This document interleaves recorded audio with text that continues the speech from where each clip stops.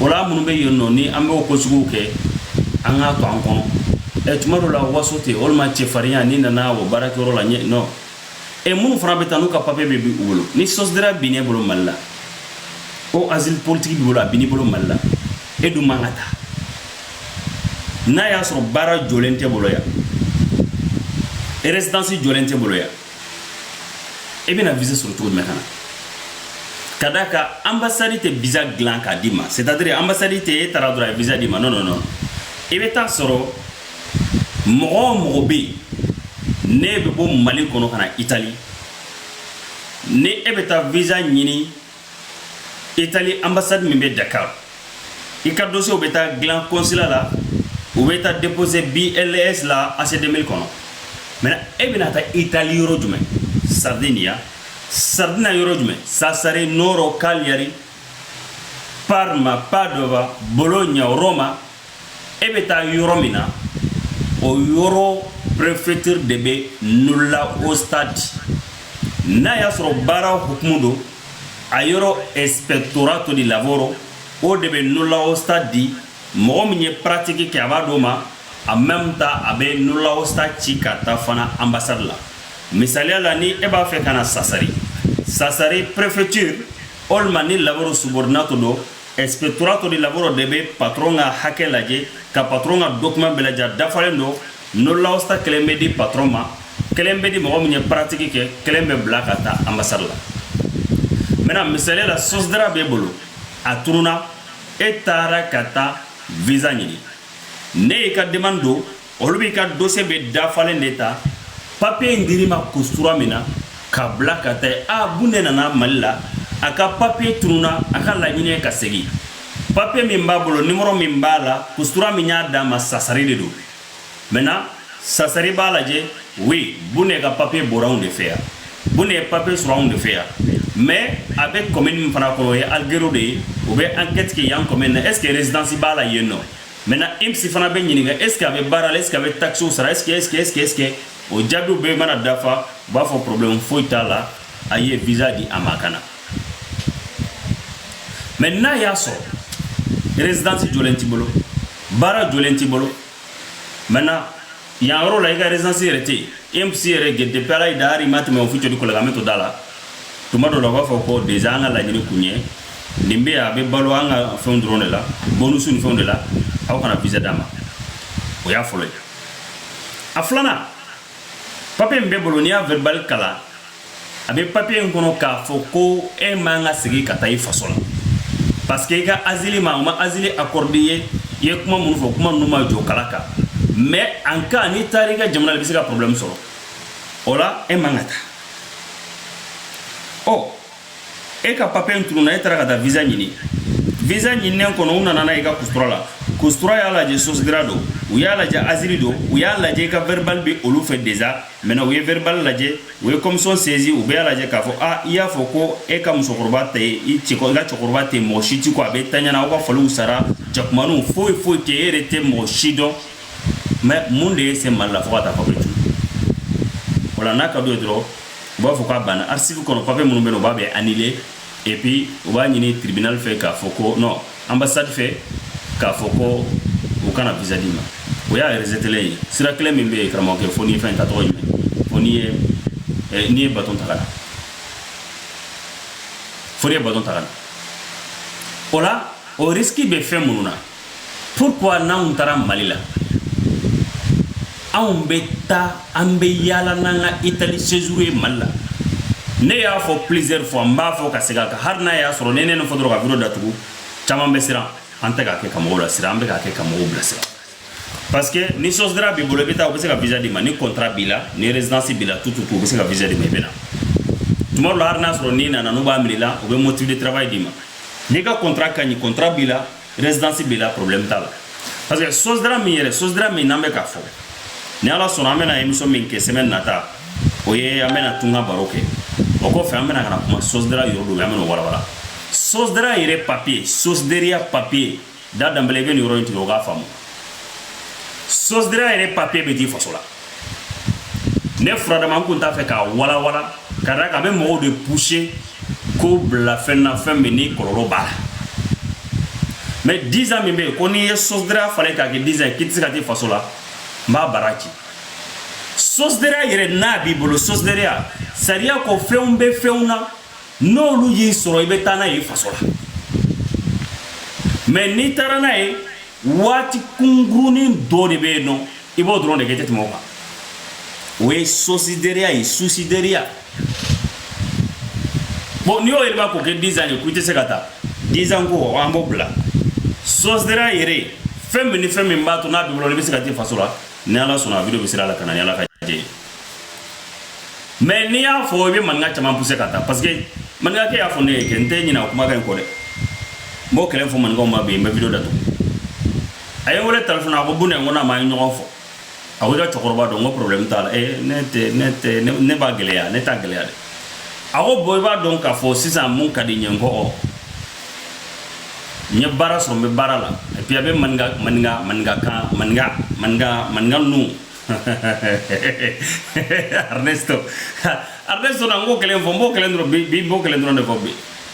ako bara so la alhamdulillah pape so la aba fe kata mala ngwa bana ngota Burkina Faso ma Senegal do me kata Côte d'Ivoire fe ko non bune ne ba fe kata senu yere de fe anga aéroport de ba fe kata de no sosdra be bolo ba fe kata ngoni tara mo problème balade ngo munde be no ne beta no ngo beta Burkina Faso dro ne bisita ite fofo so mo ye ne sera Bamako ibe taxi ta bisi place la ibe ta aéroport la maintenant ne sera aéroport la ibe se ki ko ka fembeke maintenant ol me bi ko re bisi place le be ngon do ni bi ko ol me be do ka so ni be do bi ko problème tala maintenant ibi sapé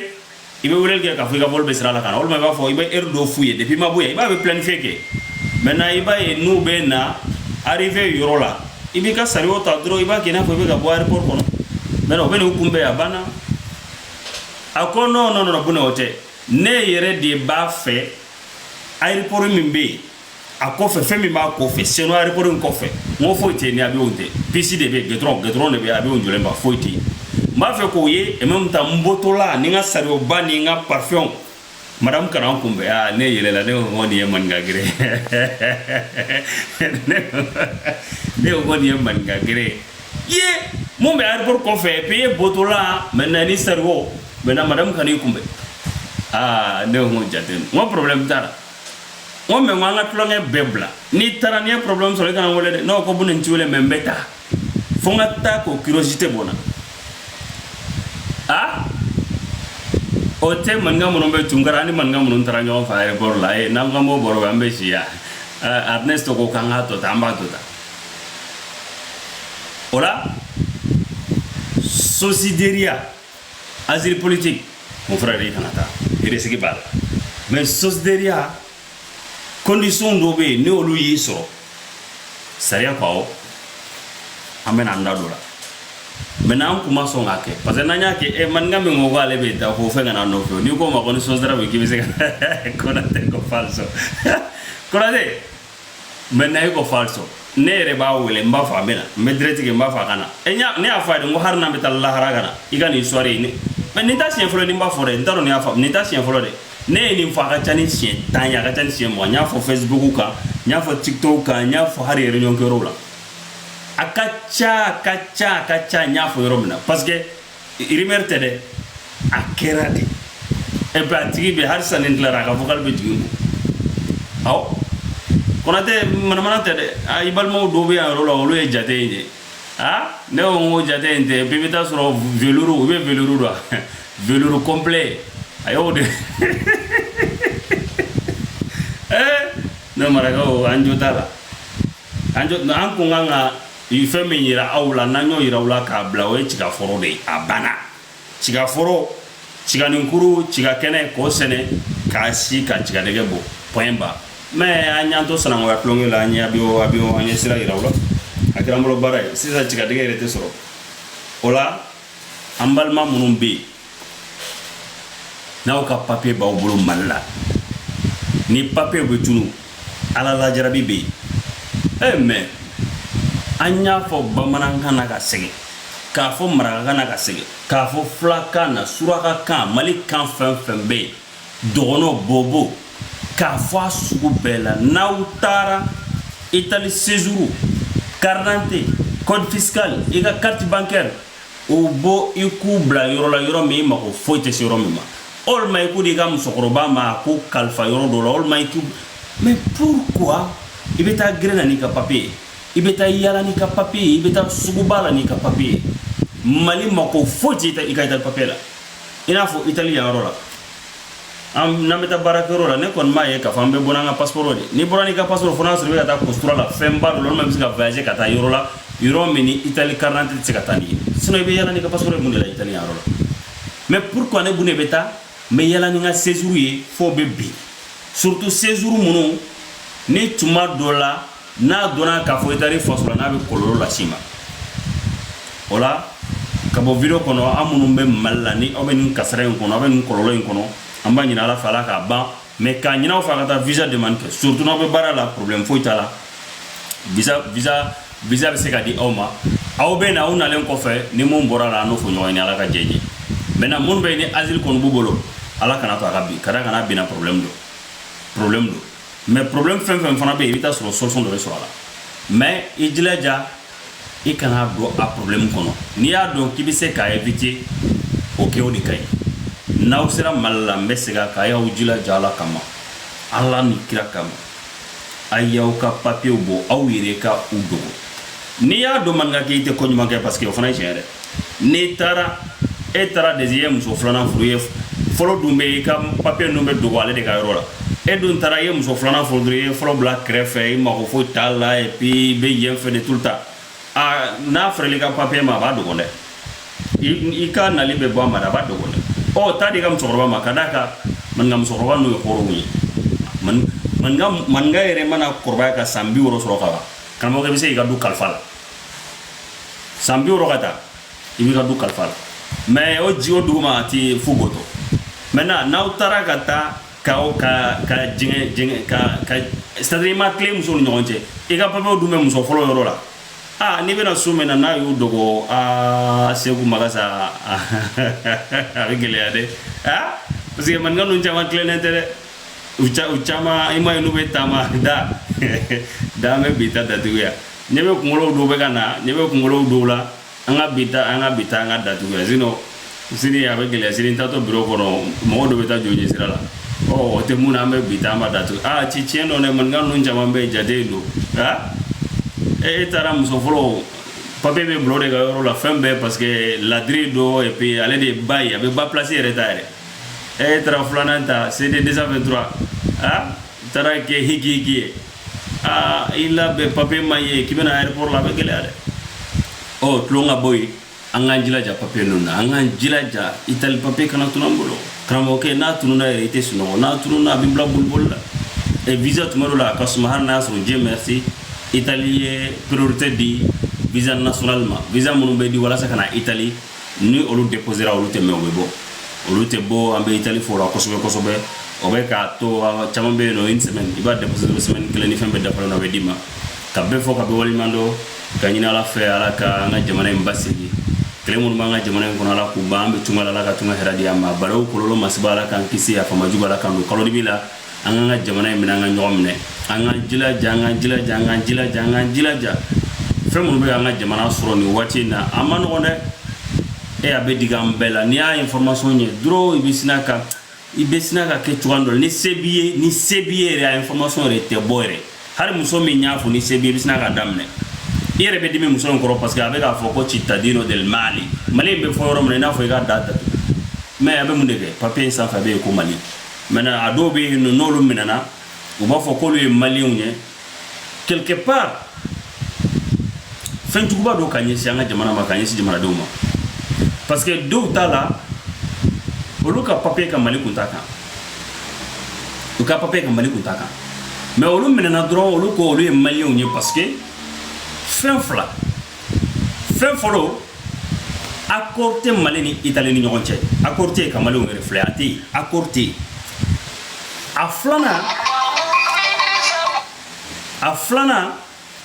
Mali bɛ jamanaw na jamana minnu Italie yɛrɛ b'a fɔ Italiens ye k'aw kana taa yen n'i taara yɔrɔ ka cité kan sini a bɛ yen nɔ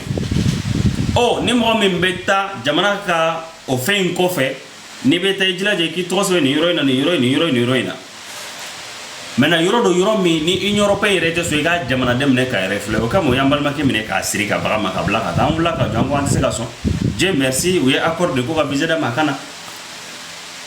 oh mo do be no ba fo ah ni ko nyamalenya utina refle mais ego mu fo ke ete malenya parce que ne yo fo accorder en même temps mali be jamana ro jamana munu ni o manga jamana do reflet ok ebo ko fo yire kama mais be ka jamana e mu mebe ni million hake ani jamana yere image nyuma mbay ibo ko lano oh no keraun de kanga wuli ka jo na kibara blara dro anya kala o ka digirana anga research ke kalaje mu ba ko fe nanya do ko mali entambe samprenji ka kada ka ambe siga ka mun kera bi amuso asona masona bo abeso ibeta so rebe ga nsu ibeso amba nyini fe ka so ambe collaborer iche mebo de Côte d'Ivoire roju abe koroko de abe waje abe roju afana ba we jonyo kan muru di amba ambu wole a awde wunya ni keda ya ngaji mana to chede na sura mo ke malenya mo ke de malenya le rete malenya de ha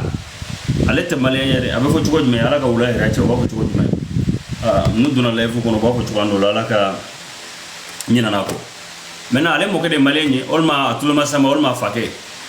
ha me kana ye jamana do de yo pape so déjà barake kanye me ite comment on appelle là ite ibega herasoro ni jamana min toy au moins quand même harnima wole ka toka wardo bla ka tadi anga autorité ma mais anga jamana ko ni to damela anga jamana to sudrala ha mena no ala ka suti o to no na droba fo no ne bare mana iri level la droba de fo ko ala ka wala era cha wa fo twando la ko a terme yambla problème tala ha mais toujours malien de donc la ciné toujours on de do c'est-à-dire ou ben anga jamana ta ou be la gosi la sanga jamana ma et puis na fra ko mali dro o yoro la ne rebe nyere nyiniga pourquoi be ba dadwa la nonte ko do kera terminer ma me ko sobe o mo shima kuma anya ya nya do okay ona chama mais na fra ko mali dro paf BDB ala BDB bebe wuli pacha parce que ya anyere de la anyere malien ka ta tuamina Italie je merci et puis malien be amene ne be tuamina ya ne aw nya fendo réalité sur ambe bora ka kuma nya vidéo ke fambe anya vidéo siga kama spécialement dobetla doba damne kramo ke mo krikaro dobe o tuda do anga kola mais koni nyeke nono yo kube basija me wakala basijana me ne bolo yamba kala frontala parce que na fera ko malien dro italo yere ba angushi jamana wore mo ko ba angushi anyere malien dama betla ka anyere gushi ko njuma ro flende ola ne ala sona sinini kibara munu sorola ube soro groupe WhatsApp sam fene ala ka je inshallah amba nyina ala fala ka sura chaya ewa samedi fana ko be damne barça ou de jouer kadaka balongola ambe ala foka wali mando barça dro ne bamuro désormais ante équipe bore supporter ante national kola mali kola basketi ambe mawo min ko mambolo anya kuranya blay ambe basketi mawo yini ambo do ban mali na kadu no tra mondial la ka taw ko ngodi antu supporter et puis balonko randa tala basketi point ba bo mali e ka bo ere to ye mali kala ka AC kala e ko hala Madrid ha ebe mali supporter mali équipe fura fo tala e ba supporter kele depuis ala ya nda amase ka fo antara gabo antara de final la Côte d'Ivoire amene zervinho anga koba mena depuis e kabola fo bi amata de final la yoshi mena en même temps ala ye gardiga do fana ka era supporter e kramo ga duskasi eta ere et puis mo do be no ala ka duskasi bika mais iyere fana ka duskasi nyini o de malien mun be real supporter billahi taala malien min be real supporter nere ga chebe abuba ni nere ala jar suma dan entra café mi ne ala je kal ngo mache ni aja te mina on fle na on kontana do da mele ba seria ni ye barça supporter ye mo ni so jale de har se beta so ni le man ka video do ye de balbe ba messi ka video korle no yula je be yele Ronaldinho ko anto fo France Ricardo no ko ante kuma korlo ka et puis an be mo mo do taf taf ne amba kula fen dama dama Barça be ci bila ambe bido tuka min kadanye ballon je la mo tan ka je kono mena tiki taka la mo ta ate et puis har carré kono har demsonu no be jouer na nyena droba ko no ina fu Barça jembe ko so série jembe ite Barça be tuko to go série et puis ni sonja yantaye et puis Barça supporter ba yoro be ta so intellectuel do ko lo ba kandala Barça supporter be ko lo ba kandala bon eral flene zono var Madrid penaldo c'est haraw kaw do matchi albitri yere ou ya sispa matchi temane tellement que zonya ko wora haraw ka zoro manata équipe nationale la jate ima Espagne flene Espagne équipe nationale eral joueur kilenta kono